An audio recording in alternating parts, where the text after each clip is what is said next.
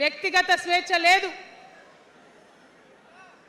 దారుణమైనటువంటి నిఘా నీడలో తెలంగాణ అంతా కూడా బతికింది. ఇది వాస్తవం. మనం అనుకున్న కలల తెలంగాణ రాలేదన్నది ముమ్మాటికి వాస్తవం. మరి అటువంటి సందర్భంలో నేను ఇవాళ మీ అందరికి ఒక మాట చెప్పాలి. ఆనాడు పరిపాలించిన కుటుంబంలో నేను కూడా ఒక భాగం.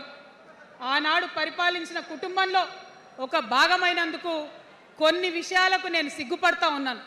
తెలంగాణ ప్రజల్ని క్షమించమని కూడా కోరుతా ఉన్నాను. కానీ తెలంగాణ సాధించినందుకు మాత్రం చాలా గర్వపడుతున్నాను. నా జన్మ ధన్యమైందని చెప్పి భావిస్తూ ఉన్నాను. మరి అనేకమైనటువంటి తప్పులు జరిగినాయి, అనేకమైనటువంటి నేరాలు జరిగినాయి. అనుకున్నటువంటి తెలంగాణ సాధించుకోలేదు. మరి ఆ తప్పులో ఎక్కడో ఒక దగ్గర నాకు భాగం ఉందని చెప్తున్నప్పుడు మరి కేవలం క్షమాపణ చెప్తే సరిపోతుందా? ఏ తెలంగాణ అయితే కావాలనుకున్నామో, ఏ సామాజిక న్యాయ తెలంగాణ అయితే రావాలని అనుకుంటున్నామో దానికోసం నడుం బిగించి కష్టపడి పని చేయాల్సిన అవసరం కూడా ఉంది.